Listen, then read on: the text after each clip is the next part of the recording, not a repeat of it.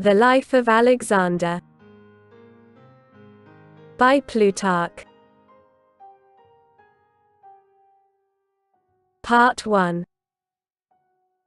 It is the life of Alexander the king, and of Caesar, who overthrew Pompey, that I am writing in this book, and the multitude of the deeds to be treated is so great that I shall make no other preface than to entreat my readers, in case I do not tell of all the famous actions of these men, nor even speak exhaustively at all in each particular case, but in epitome for the most part, not to complain. For it is not histories that I am writing, but lives, and in the most illustrious deeds there is not always a manifestation of virtue or vice. Nay, a slight thing like a phrase or a jest often makes a greater revelation of character than battles when thousands fall, or the greatest armaments, or sieges of cities. Accordingly, just as painters get the likenesses in their portraits from the face and the expression of the eyes, wherein the character shows itself, but make very little account of the other parts of the body, so I must be permitted to devote myself rather to the signs of the soul in men, and by means of these to portray the life of each, leaving to others the description of their great contests. As for the lineage of Alexander, on his father's side he was a descendant of Heracles through Caranus, and on his mother's side a descendant of Aeacus through Neoptolemus. This is accepted without any question. And we are told that Philip, after being initiated into the mysteries of Samothrace at the same time with Olympias, he himself being still a youth and she an orphan child, fell in love with her and betrothed himself to her at once with the consent of her brother, Arambas. Well, then, the night before that on which the marriage was consummated, the bride dreamed that there was a peal of thunder and that a thunderbolt fell upon her womb, and that thereby much fire was kindled, which broke into flames that travelled all about, and then was extinguished. At a later time, too, after the marriage, Philip dreamed that he was putting a seal upon his wife's womb, and the device of the seal, as he thought, was the figure of a lion. The other seers, now, were led by the vision to suspect that Philip needed to put a closer watch upon his marriage relations, but Aristander of Telmessus said that the woman was pregnant, since no seal was put upon what was empty, and pregnant of a son whose nature would be bold and lion-like. Moreover, a serpent was once seen lying stretched out by the side of Olympias as she slept, and we are told that this, more than anything else, dulled the ardor of Philip's attentions to his wife, so that he no longer came often to sleep by her side, either because he feared that some spells and enchantments might be practiced upon him by her, or because he shrank from her embraces in the conviction that she was the partner of a superior being. But concerning these matters there is another story to this effect. All the women of these parts were addicted to the Orphic rites and the orgies of Dionysus from very ancient times, being called Clodines and Mimolones, and imitated in many ways the practices of the Edonian women and the Thracian women about Mount Haemus, from whom, as it would seem, the word Threscuan came to be applied to the celebration of extravagant and superstitious ceremonies. Now Olympias, who affected these divine possessions more zealously than other women, and carried out these divine inspirations in wilder fashion, used to provide the revelling companies with great tame serpents, which would often lift their heads from out the ivy and the mystic winnowing baskets, or coil themselves about the wands and garlands of the women, thus terrifying the men. However, after his vision, as we are told, Philip sent Charon of Megalopolis to Delphi, by whom an oracle was brought to him from Apollo, who bade him sacrifice to Ammon and hold that god in greatest reverence, but told him he was to lose that one of his eyes which he had applied to the chink in the door when he espied the god, in the form of a serpent, sharing the couch of his wife. Moreover, Olympias, as Eratosthenes says, when she sent Alexander forth upon his great expedition, told him, and him alone, the secret of his begetting, and bade him have purposes worthy of his birth. Others, on the contrary, say that she repudiated the idea, and said, Alexander must cease slandering me to Hera. Be that as it may, Alexander was born early in the month Hecatomeon, the Macedonian name for which is Lous, on the 6th day of the month, and on this day the temple of Ephesian Artemis was burnt. It was apropos of this that Hegesias the Magnesian made an utterance frigid enough to have extinguished that great conflagration. He said, Namely, it was no wonder that the temple of Artemis was burned down, since the goddess was busy bringing Alexander into the world. But all the Magi who were then at Ephesus, looking upon the temple's disaster as a sign of further disaster, ran about beating their faces and crying aloud that woe and great calamity for Asia had that day been born. To Philip, however, who had just taken Potidaea, there came 3 messages at the same time: the first that Parmenio had conquered the Illyrians in a great battle, the second that his racehorse had won a victory at the Olympic Games, while a third announced the birth of Alexander. These things delighted him, of course, and the seers raised his hopes still higher by declaring that the son whose birth coincided with 3 victories would be always victorious. The outward appearance of Alexander is best represented by the statues of him which Lysippus made, and it was by this artist alone that Alexander himself thought it fit that he should be modeled. For those peculiarities which many of his successors and friends afterwards tried to imitate, namely, the poise of the neck, which was bent slightly to the left, and the melting glance of his eyes, this artist has accurately observed. Apelles, however, in painting him as wielder of the thunderbolt, did not reproduce his complexion, but made it too dark and swarthy. Whereas he was of a fair color, as they say, and his fairness passed into ruddiness on his breast particularly, and in his face. Moreover, that a very pleasant odor exhaled from his skin, and that there was a fragrance about his mouth and all his flesh, so that his garments were filled with it, this we have read in the memoirs of Aristoxenus. Now, the cause of this, perhaps, was the temperament of his body, which was a very warm and fiery one, for fragrance is generated, as Theophrastus thinks, where moist humours are acted upon by heat. Wherefore the dry and parched regions of the world produce the most and best spices, for the sun draws away the moisture which, like material of corruption, abounds in vegetable bodies. And in Alexander's case, it was the heat of his body, as it would seem, which made him prone to drink, and choleric. But while he was still a boy, his self-restraint showed itself in the fact that, although he was impetuous and violent in other matters, the pleasures of the body had little hold upon him, and he indulged in them with great moderation, while his ambition kept his spirit serious and lofty in advance of his years.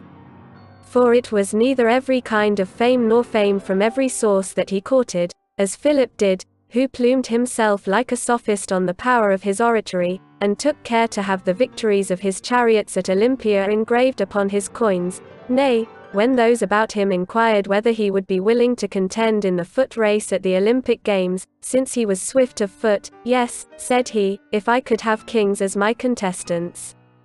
And in general, too, Alexander appears to have been averse to the whole race of athletes, at any rate, though he instituted very many contests, not only for tragic poets and players on the flute and players on the lyre, but also for rhapsodists, as well as for hunting of every sort and for fighting with staves. He took no interest in offering prizes either for boxing or for the pancratium. He once entertained the envoys from the Persian king who came during Philip's absence, and associated with them freely. He won upon them by his friendliness, and by asking no childish or trivial questions, but by inquiring about the length of the roads and the character of the journey into the interior, about the king himself, what sort of a warrior he was, and what the prowess and might of the Persians. The envoys were therefore astonished and regarded the much talked of ability of Philip as nothing compared with his son's eager disposition to do great things. At all events, as often as tidings were brought that Philip had either taken a famous city or been victorious in some celebrated battle, Alexander was not very glad to hear them, but would say to his comrades, "Boys, my father will anticipate everything, and for me he will leave no great or brilliant achievement to be displayed to the world with your aid." For since he did not covet pleasure, nor even wealth, but excellence and fame, he considered that the more he should receive from his father the fewer would be the successes won by himself. Therefore, considering that increase in prosperity meant the squandering upon his father of opportunities for achievement, he preferred to receive from him a realm which afforded, not wealth nor luxury and enjoyment, but struggles and wars and ambitions. In the work of caring for him, then, many persons, as was natural, were appointed to be his nurturers, tutors, and teachers, but over them all stood Leonidas, a man of stern temperament and a kinsman of Olympias. Although he did not himself shun the title of tutor, since the office afforded an honorable and brilliant occupation, yet by other people, owing to his dignity and his relationship, he was called Alexander's foster father and preceptor. The man, however, who assumed the character and the title of tutor was Lysimachus, a native of Acarnania, who had no general refinement, but because he called himself Phoenix, Alexander Achilles, and Philip Peleus, was highly regarded and held a second place. Once upon a time Philonicus the Thessalian brought Bucephalus, offering to sell him to Philip for 13 talents, and they went down into the plain to try the horse, who appeared to be savage and altogether intractable, neither allowing anyone to mount him, nor heeding the voice of any of Philip's attendants, but rearing up against all of them. Then Philip was vexed and ordered the horse to be led away, believing him to be altogether wild and unbroken, but Alexander, who was nearby, said, "What a horse they are losing, because, for lack of skill and courage, they cannot manage him." At first, then, Philip held his peace, but as Alexander many times let fall such words and showed great distress, he said, "Dost thou find fault with thine elders in the belief that thou knowest more than they do, or art better able to manage a horse? This horse, at any rate, said Alexander, I could manage better than others have. And if thou shouldst not, what penalty wilt thou undergo for thy rashness?" "Indeed," said Alexander, "I will forfeit the price of the horse." There was laughter at this, and then an agreement between father and son as to the forfeiture, and at once Alexander ran to the horse, took hold of his bridle rein, and turned him towards the son, for he had noticed, as it would seem, that the horse was greatly disturbed by the sight of his own shadow falling in front of him and dancing about. And after he had calmed the horse a little in this way, and had stroked him with his hand, when he saw that he was full of spirit and courage, he quietly cast aside his mantle and with a light spring safely bestrode him. Then, with a little pressure of the reins on the bit, and without striking him or tearing his mouth, he held him in hand, but when he saw that the horse was rid of the fear that had beset him, and was impatient for the course, he gave him his head, and at last urged him on with sterner tone and thrust of foot. Philip and his company were speechless with anxiety at first, but when Alexander made the turn in proper fashion and came back to them proud and exultant, all the rest broke into loud cries, but his father, as we are told, actually shed tears of joy, and when Alexander had dismounted, kissed him, saying, "My son, seek thee out a kingdom equal to thyself, Macedonia has not room for thee." And since Philip saw that his son's nature was unyielding and that he resisted compulsion, but was easily led by reasoning into the path of duty, he himself tried to persuade rather than to command him, and because he would not wholly entrust the direction and training of the boy to the ordinary teachers of poetry and the formal studies, feeling that it was a matter of too great importance, and, in the words of Sophocles, a task for many bits and rudder sweeps as well, he sent for the most famous and learned of philosophers, Aristotle, and paid him a noble and appropriate tuition fee. The city of Stagira, that is, of which Aristotle was a native, and which he had himself destroyed, he peopled again, and restored to it those of its citizens who were in exile or slavery. Well, then, as a place where master and pupil could labor and study, he assigned them the precinct of the nymphs near Mieza, where to this day the visitor is shown the stone seats and shady walks of Aristotle. It would appear, moreover, that Alexander not only received from his master his ethical and political doctrines, but also participated in those secret and more profound teachings which philosophers designate by the special terms, achromatic and apoptic, and do not impart to many. For after he had already crossed into Asia, and when he learned that certain treatises on these recondite matters had been published in books by Aristotle, he wrote him a letter on behalf of philosophy, and put it in plain language. And this is a copy of the letter. Alexander, to Aristotle, greeting. Thou hast not done well to publish thy achromatic doctrines, for in what shall I surpass other men if those doctrines wherein I have been trained are to be all men's common property?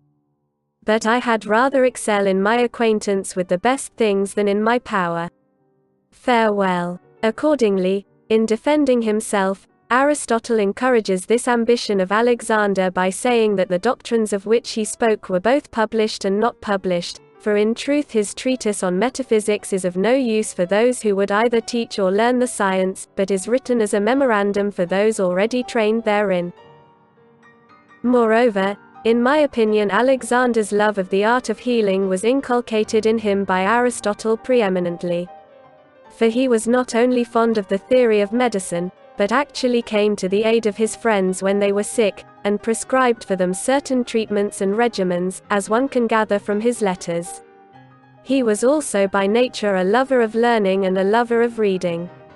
And since he thought and called the Iliad a viaticum of the military art, he took with him Aristotle's recension of the poem, called the Iliad of the casket, and always kept it lying with his dagger under his pillow, as one Zecritus informs us, and when he could find no other books in the interior of Asia, he ordered Harpalus to send him some.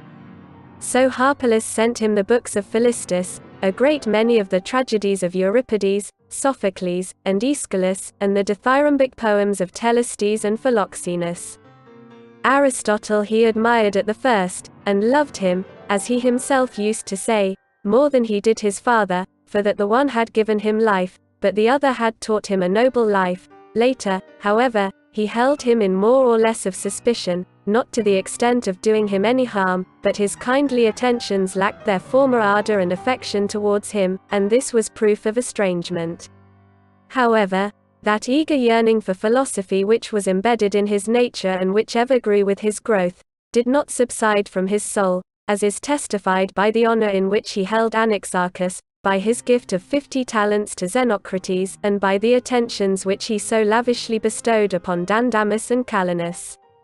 While Philip was making an expedition against Byzantium, Alexander, though only 16 years of age, was left behind as regent in Macedonia and keeper of the royal seal, and during this time he subdued the rebellious Mede, and after taking their city, drove out the barbarians, settled there a mixed population, and named the city Alexandropolis. He was also present at Chaeronea and took part in the battle against the Greeks, and he is said to have been the first to break the ranks of the sacred band of the Thebans. And even down to our own day there was shown an ancient oak by the Cephasus, called Alexander's Oak, near which at that time he pitched his tent, and the general sepulchre of the Macedonians is not far away. In consequence of these exploits, then, as was natural, Philip was excessively fond of his son, so that he even rejoiced to hear the Macedonians call Alexander their king, but Philip their general. However, the disorders in his household, due to the fact that his marriages and amours carried into the kingdom the infection, as it were, which reigned in the women's apartments, produced many grounds of offense and great quarrels between father and son, and these the bad temper of Olympias, who was a jealous and sullen woman, made still greater, since she spurred Alexander on. The most open quarrel was brought on by Attalus at the marriage of Cleopatra, a maiden whom Philip was taking to wife, having fallen in love with the girl when he was past the age for it. Attalus, now, was the girl's uncle, and being in his cups, he called upon the Macedonians to ask of the gods that from Philip and Cleopatra there might be born a legitimate successor to the kingdom. At this Alexander was exasperated, and with the words, "But what of me, base wretch? Dost thou take me for a bastard?" threw a cup at him. Then Philip rose up against him with drawn sword, but, fortunately for both, his anger and his wine made him trip and fall. Then Alexander, mocking over him, said, "Look now, men. Here is one who was preparing to cross from Europe into Asia, and he is upset in trying to cross from couch to couch." After this drunken broil Alexander took Olympias and established her in Epirus, while he himself tarried in Illyria. Meanwhile Demaratus the Corinthian, who was a guest friend of the house and a man of frank speech, came to see Philip. After the first greetings and welcomes were over, Philip asked him how the Greeks were agreeing with one another, and Demaratus replied, "It is surely very fitting, Philip, that thou shouldst be concerned about Greece, when thou hast filled thine own house with such great dissension and calamities." Thus brought to his senses, Philip sent and fetched Alexander home, having persuaded him to come through the agency of Demaratus. But when Pixodarus, the satrap of Caria, trying by means of a tie of relationship to steal into a military alliance with Philip, wished to give his eldest daughter in marriage to Aridaeus the son of Philip, and sent Aristocratus to Macedonia on this errand, once more slanderous stories kept coming to Alexander from his friends and his mother, who said that Philip, by means of a brilliant marriage and a great connection, was trying to settle the kingdom upon Aridaeus. Greatly disturbed by these stories, Alexander sent Thessalus, the tragic actor, to Caria, to argue with Pixodarus that he ought to ignore the bastard brother, who was also a fool, and make Alexander his connection by marriage. And this plan was vastly more pleasing to Pixodarus than the former. But Philip, becoming aware of this, went to Alexander's chamber, taking with him one of Alexander's friends and companions, Philotas the son of Parmenio, and upbraided his son severely, and bitterly reviled him as ignoble and unworthy of his high estate, in that he desired to become the son-in-law of a man who was a Carian and a slave to a barbarian king. And as for Thessalus, Philip wrote to the Corinthians that they should send him back to Macedonia in chains. Moreover, of the other companions of Alexander, he banished from Macedonia Harpalus and Nearchus, as well as Erigaius and Ptolemy, men whom Alexander afterwards recalled and had in the highest honors. And so when Pausanias, who had been outrageously dealt with at the instance of Attalus and Cleopatra and could get no justice at Philip's hands, slew Philip, most of the blame devolved upon Olympias, on the ground that she had added her exhortations to the young man's anger and incited him to the deed, but a certain amount of accusation attached itself to Alexander also. For it is said that when Pausanias, after the outrage that he had suffered, met Alexander, and bewailed his fate, Alexander recited to him the iambic verse of the Medea, the giver of the bride, the bridegroom, and the bride. However, he did seek out the participants in the plot and punish them, and was angry with Olympias for her savage treatment of Cleopatra during his absence. Thus it was that at the age of 20 years Alexander received the kingdom, which was exposed to great jealousies, dire hatreds, and dangers on every hand. For the neighboring tribes of barbarians would not tolerate their servitude, and longed for their hereditary kingdoms, and as for Greece, although Philip had conquered her in the field, he had not had time enough to make her tame under his yoke, but had merely disturbed and changed the condition of affairs there, and then left them in a great surge and commotion, owing to the strangeness of the situation.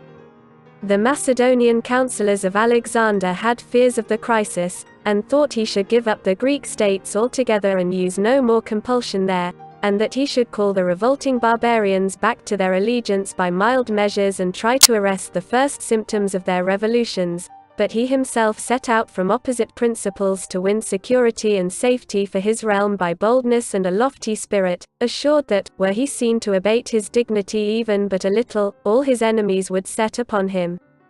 Accordingly, he put a speedy stop to the disturbances and wars among the barbarians by overrunning their territories with an army as far as to the river Danube, where he fought a great battle with Cyamus, the king of the Triboli, and defeated him. And on learning that the Thebans had revolted and that the Athenians were in sympathy with them, he immediately led his forces through the pass of Thermopylae, declaring that since Demosthenes had called him a boy while he was among the Illyrians and Tribolians, and a stripling when he had reached Thessaly, he wished to show him that before the walls of Athens he was a man.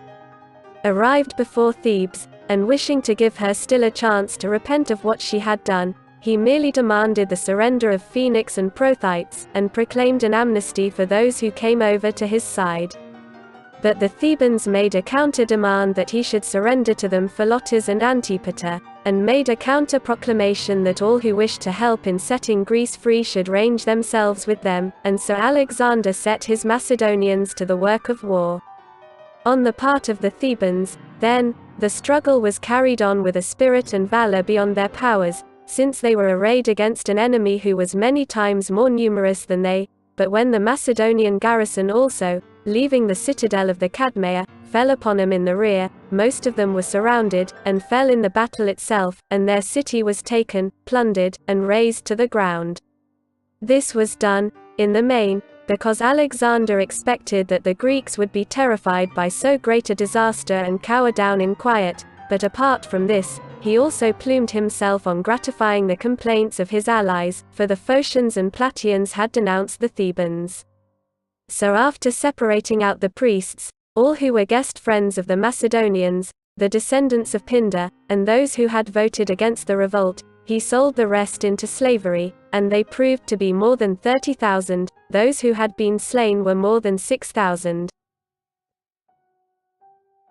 Among the many and grievous calamities which thus possessed the city, some Thracians broke into the house of Timoclea, a woman of high repute and chastity, and while the rest were plundering her property, their leader shamefully violated her, and then asked her if she had gold or silver concealed anywhere. She admitted that she had, and after leading him by himself into the garden and showing him a well, told him that when the city was taken she had with her own hands cast in there her most valuable possessions. Then, as the Thracian was bending over and inspecting the place, she came behind him and pushed him in, cast many stones upon him, and killed him.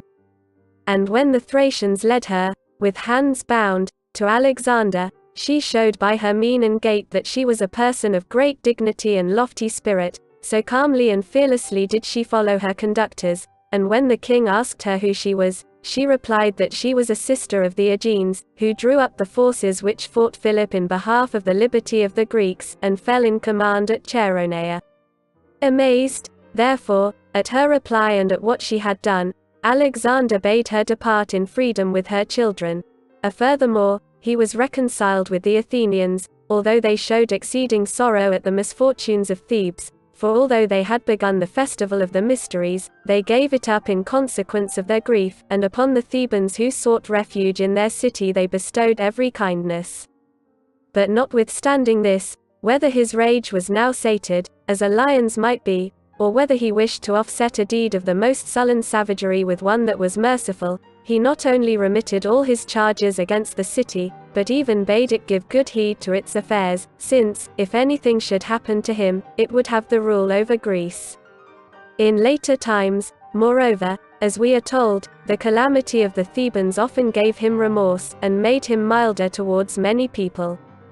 And certainly the murder of Cleitus, which he committed in his cups, and the cowardly refusal of his Macedonians to follow him against the Indians, whereby they as it were robbed his expedition and his glory of their consummation, he was wont to attribute to the vengeful wrath of Dionysus.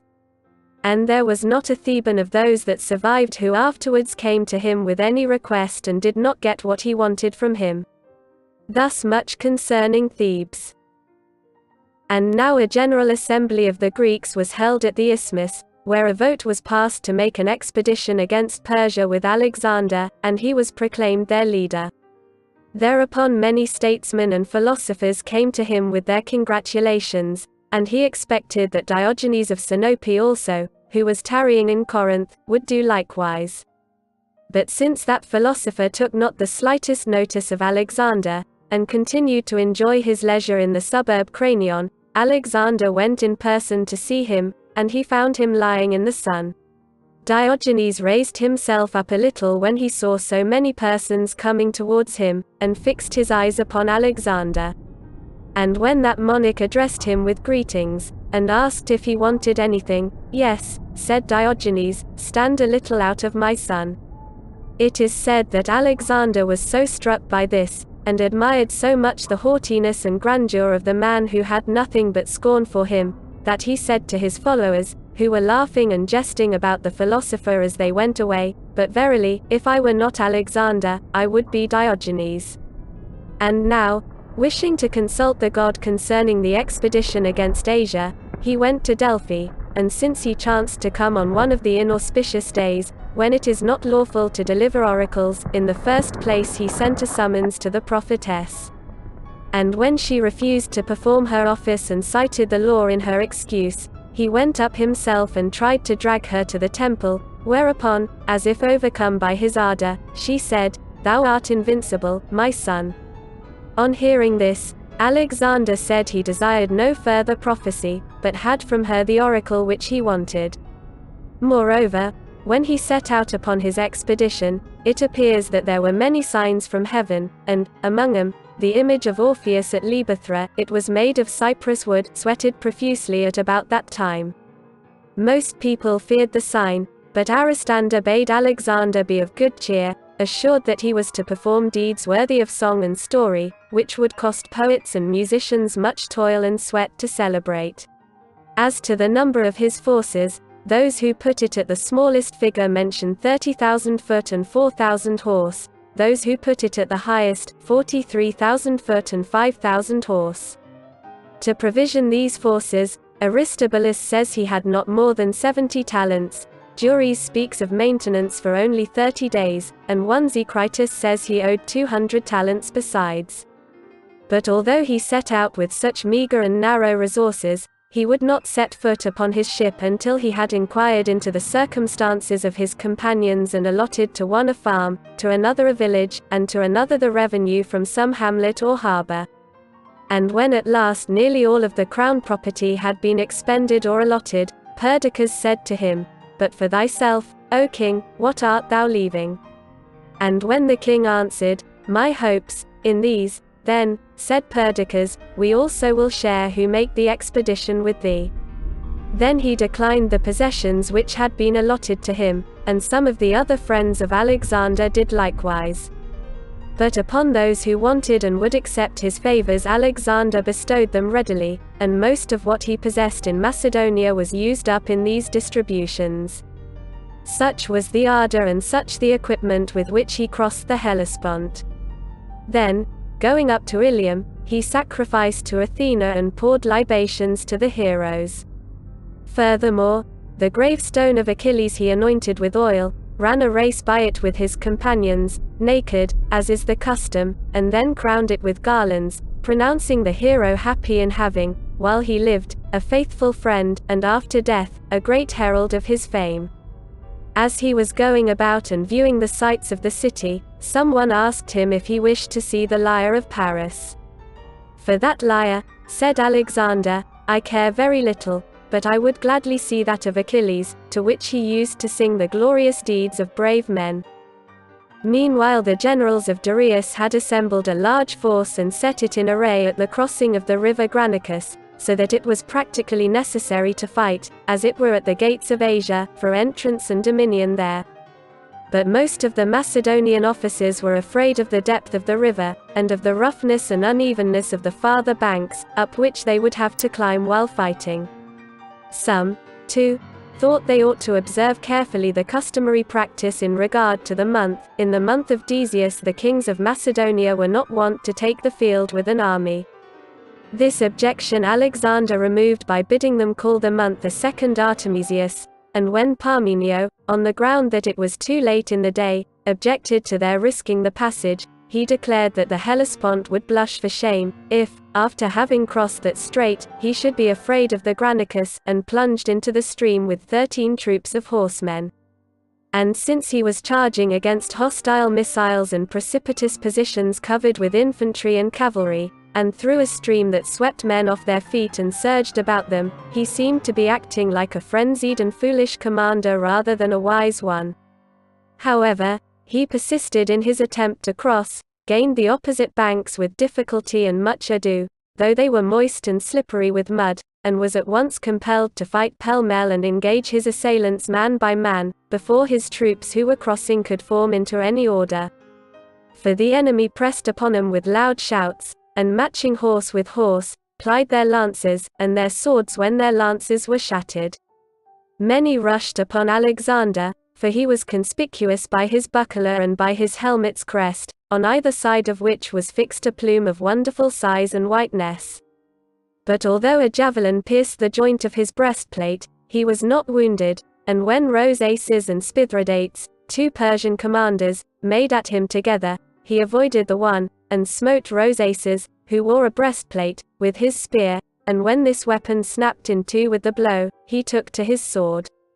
Then, while he was thus engaged with Rosaces, Spithridates rode up from one side, raised himself up on his horse, and with all his might came down with a barbarian battle-axe upon Alexander's head. Alexander's crest was broken off, together with one of its plumes, and his helmet could barely and with difficulty resist the blow, so that the edge of the battle-axe touched the topmost hair of his head. But while Spithridates was raising his arm again for another stroke, Cleitus, Black Cleitus, got the start of him and ran him through the body with his spear. At the same time Rosaces also fell, smitten by Alexander's sword. While Alexander's cavalry were making such a dangerous and furious fight, the Macedonian phalanx crossed the river and the infantry forces on both sides engaged. The enemy, however, did not resist vigorously, nor for a long time, but fled in a rout, all except the Greek mercenaries. These made a stand at a certain eminence, and asked that Alexander should promise them quarter. But he, influenced by anger more than by reason, charged foremost upon him and lost his horse, which was smitten through the ribs with a sword. It was not Bucephalus, but another, and most of the Macedonians who were slain or wounded fought or fell there, since they came to close quarters with men who knew how to fight and were desperate. Of the barbarians, we are told, 20,000 footmen fell, and 2,500 horsemen. But on Alexander's side, Aristobulus says there were 34 dead in all, of whom 9 were footmen. Of these, then, Alexander ordered statues to be set up in bronze, and Lysippus wrought them. Moreover, desiring to make the Greeks partners in his victory, he sent to the Athenians in particular 300 of the captured shields, and upon the rest of the spoils in general he ordered a most ambitious inscription to be wrought: Alexander the son of Philip and all the Greeks except the Lacedaemonians from the barbarians who dwell in Asia. But the drinking vessels and the purple robes and whatever things of this nature he took from the Persians, all these, except a few, he sent to his mother. This contest at once made a great change in the situation to Alexander's advantage, so that he received the submission even of Sardis, the bulwark of the barbarian dominion on the sea-coast, and added the rest of the country to his conquests. Halicarnassus alone withstood him, and Miletus, which cities he took by storm and subdued all the territories about them. Then he was in doubt as to his future course. Many times he was eager to encounter Darius and put the whole issue to hazard, and many times he would make up his mind to practice himself first, as it were, and strengthen himself by acquiring the regions along the sea with their resources, and then to go up against that monarch. Now, there is in Lycia, near the city of Xanthus, a spring, which at this time, as we are told, was of its own motion upheaved from its depths, and overflowed, and cast forth a bronze tablet bearing the prints of ancient letters, in which it was made known that the empire of the Persians would one day be destroyed by the Greeks and come to an end. Encouraged by this prophecy, Alexander hastened to clear up the seacoast as far as Cilicia and Phoenicia. His rapid passage along the coasts of Pamphylia has afforded many historians material for bombastic and terrifying description. They imply that by some great and heaven-sent good fortune the sea retired to make way for Alexander, although at other times it always came rolling in with violence from the main, and scarcely ever revealed to sight the small rocks which lie close up under the precipitous and riven sides of the mountain. And Menander, in one of his comedies, evidently refers jestingly to this marvel. How Alexander-like, indeed, this is, and if I seek someone, spontaneous he'll present himself, and if I clearly must pass through some place by sea, this will lie open to my steps. Alexander himself, however, made no such prodigy out of it in his letters, but says that he marched by way of the so-called ladder, and passed through it, setting out from Phasaelis. This was the reason for his spending several days in that city, during which he noticed that a statue of Theodectes, a deceased citizen of Phasaelis, had been erected in the market-place. Once, therefore, after supper and in his cups, he led a band of revelers to the statue and crowned it with many of their garlands, thus in pleasantry returning no ungraceful honor for the past association with the man which he owed to Aristotle and philosophy. After this, he overpowered such of the Pisidians as had offered him resistance, and subdued Phrygia, and after he had taken the city of Gordium, reputed to have been the home of the ancient Midas, he saw the much talked of wagon bound fast to its yoke with the bark of the cornel tree, and heard a story confidently told about it by the barbarians, to the effect that whosoever loosed the fastening was destined to become king of the whole world. Well, then, most writers say that since the fastenings had their ends concealed, and were intertwined many times in crooked coils, Alexander was at a loss how to proceed, and finally loosened the knot by cutting it through with his sword, and that when it was thus smitten many ends were to be seen. But Aristobulus says that he undid it very easily, by simply taking out the so-called hester, or pin, of the wagon pole, by which the yoke fastening was held together, and then drawing away the yoke. Setting out from there, he subdued Paphlagonia and Cappadocia, and on hearing of the death of Memnon, one of the commanders of Darius on the seaboard, who was thought likely to give Alexander abundant trouble and infinite annoyance, he was all the more encouraged for his expedition into the interior. Moreover, Darius was already coming down to the coast from Susa, exalted in spirit by the magnitude of his forces, for he was leading an army of 600,000 men, and also encouraged by a certain dream, which the Magi interpreted in a way to please him rather than as the probabilities demanded. For he dreamed that the Macedonian phalanx was all on fire, and that Alexander, attired in a robe which he himself formerly used to wear when he was a royal courier, was waiting upon him, after which service he passed into the temple of Belus and disappeared. By this means, as it would seem, it was suggested to Darius from heaven that the exploits of the Macedonians would be conspicuous and brilliant, that Alexander would be master of Asia, just as Darius became its master when he was made king instead of royal courier, and would speedily end his life with glory. Darius was still more encouraged by Alexander's long delay in Cilicia, which he attributed to cowardice. The delay was due, however, to a sickness, which assailed him in consequence of fatigues, according to some, but according to others, because he took a bath in the river Sidanus, whose waters were icy cold. Be that as it may, none of the other physicians had the courage to administer remedies, but thinking that the danger was too great to be overcome by any remedy whatever, they were afraid of the charges which would be made against them by the Macedonians in consequence of their failure. But Philip the Acarnanian, who saw that the king was in an evil plight, put confidence in his friendship, and thinking it a shameful thing not to share his peril by exhausting the resources of art in trying to help him even at great risk, prepared a medicine and persuaded him to drink it boldly, if he was anxious to regain his strength for the war. Meanwhile, however, Parmenio sent a letter to Alexander from the camp, urging him to be on his guard against Philip, for the reason that he had been persuaded by Darius, with the promise of large gifts and a marriage with his daughter, to kill Alexander. Alexander read the letter and placed it under his pillow, without showing it to any one of his friends. When the time appointed was at hand, and Philip came in with the king's companions, carrying the medicine in a cup, Alexander handed him the letter, while he himself took the medicine from him with readiness and no sign of suspicion.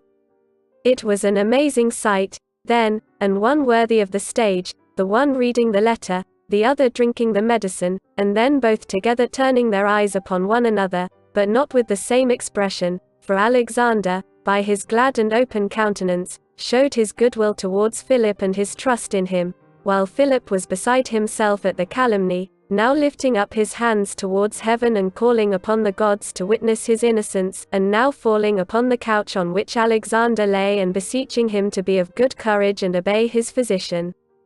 For at first the medicine mastered the patient, and as it were drove back and buried deep his bodily powers, so that his voice failed, he fell into a swoon, and became almost wholly unconscious.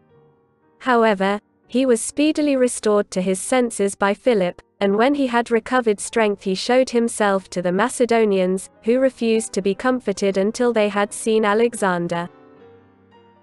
Now, There was in the army of Darius a certain Macedonian who had fled from his country, Amyntas by name, and he was well acquainted with the nature of Alexander.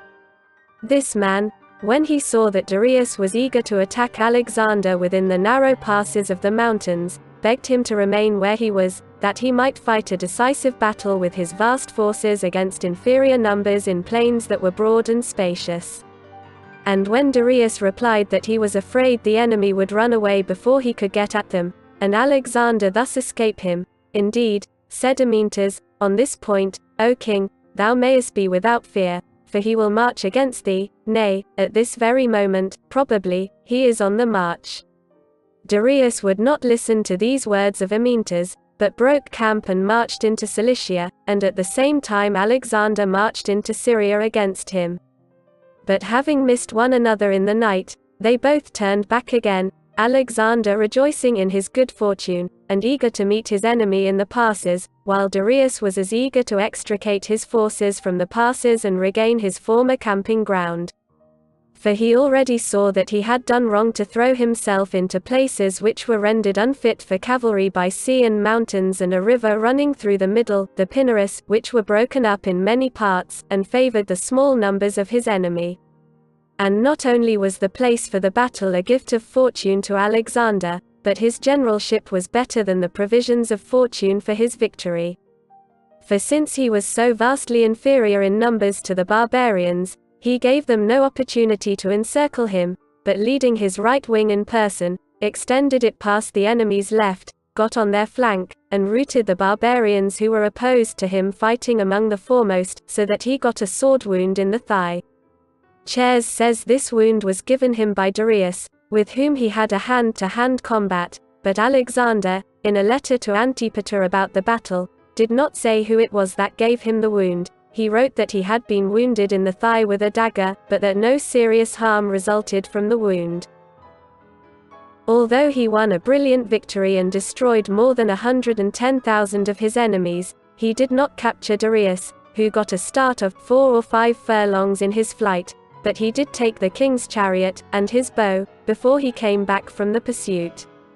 He found his Macedonians carrying off the wealth from the camp of the barbarians, and the wealth was of surpassing abundance, although its owners had come to the battle in light marching order and had left most of their baggage in Damascus. He found, too, that his men had picked out for him the tent of Darius, which was full to overflowing with gorgeous servitors and furniture, and many treasures.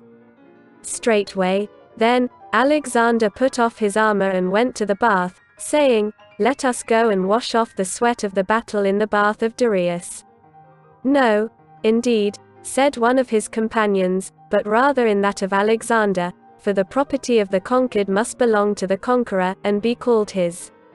And when he saw the basins and pitchers and tubs and caskets, all of gold, and curiously wrought, while the apartment was marvelously fragrant with spices and unguents, and when he passed from this into a tent which was worthy of admiration for its size and height, and for the adornment of the couch and tables and banquet prepared for him, he turned his eyes upon his companions and said, This, as it would seem, is to be a king.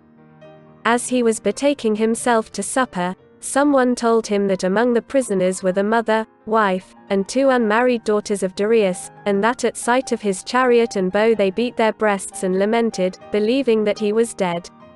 Accordingly, after a considerable pause, more affected by their affliction than by his own success, he sent Leonatus, with orders to tell them that Darius was not dead, and that they need have no fear of Alexander, for it was Darius upon whom he was waging war for supremacy, but they should have everything which they used to think their due when Darius was undisputed king.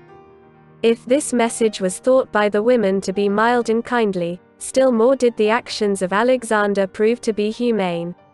For he gave them permission to bury whom they pleased of the Persians, and to use for this purpose raiment and adornment from the spoils, and he abated not one jot of their honorable maintenance, nay, they enjoyed even larger allowances than before. But the most honorable and most princely favor which these noble and chaste women received from him in their captivity was that they neither heard, nor suspected, nor awaited anything that could disgrace them, but lived, as though guarded in sacred and inviolable virgins' chambers instead of in an enemy's camp, apart from the speech and sight of men. And yet it is said that the wife of Darius was far the most comely of all royal women, just as Darius himself also was handsomest and tallest of men, and the daughters resembled their parents. But Alexander, as it would seem, considering the mastery of himself a more kingly thing than the conquest of his enemies, neither laid hands upon these women, nor did he know any other before marriage, except Barsine.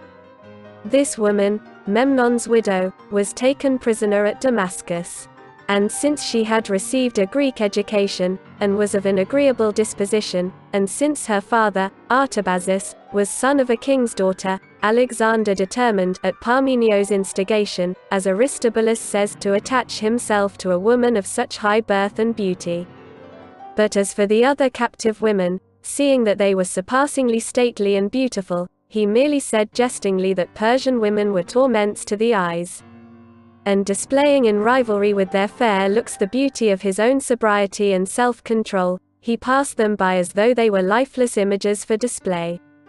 Moreover, when Philoxenus, the commander of his forces on the seaboard, wrote that there was with him a certain Theodorus, of Tarentum, who had 2 boys of surpassing beauty to sell, and inquired whether Alexander would buy them, Alexander was incensed, and cried out many times to his friends, asking them what shameful thing Philoxenus had ever seen in him that he should spend his time in making such disgraceful proposals.